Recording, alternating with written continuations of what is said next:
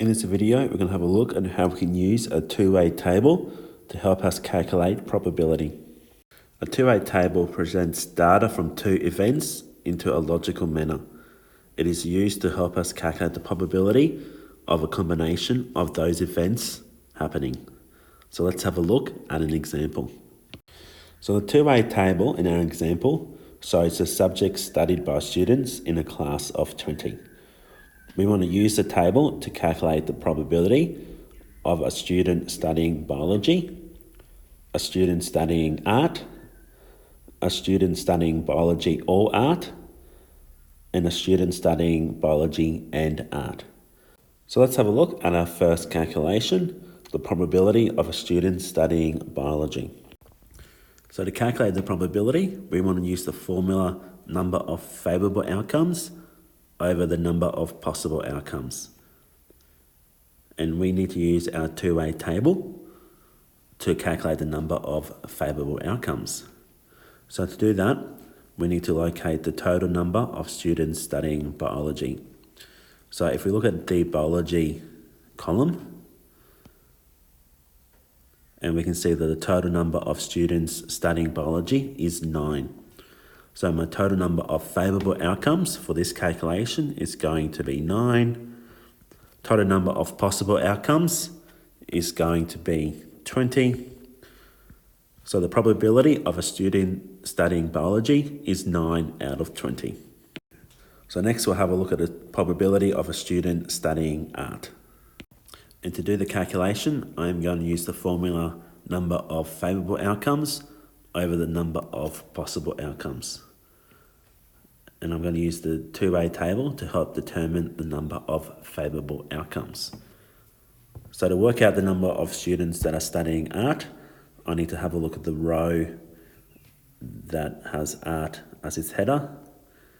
And looking across, I can see that there's a total of 5 students studying art. So putting that information into my formula, it is going to be equals favourable outcomes 5 over possible outcomes, which is 20. And that can be simplified down into 1 out of 4. So the probability of a student studying art is 1 out of 4. So the next calculation we'll have a look at is the probability of a student studying biology or art. And I'm going to continue using my formula, number of favourable outcomes over the number of possible outcomes. So my favourable outcomes are going to be students that study either biology or art. So having a look at my two-way table, students that study biology is going to be found in the biology column. Students studying art is going to be found in the art row. So having a look at my highlighted portions, I can identify the number of students that study art or biology.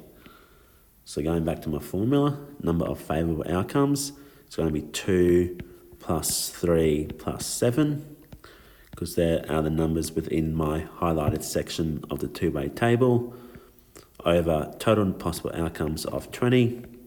So that's going to equal to 12 over 20, which equals 3 out of 5.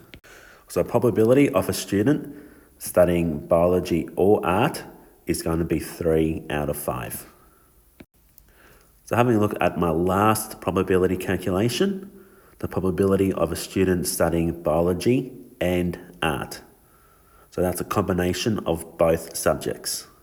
And to help me, I'm going to use the formula number of favourable outcomes over the number of possible outcomes. So this time, when I'm looking at my two-way table, I'm looking for students that study both art and biology. So starting with my biology, I'm looking for the students that study biology, looking at art for the students that study art, and to find out the students that study both, I'm looking at where those two lines intersect.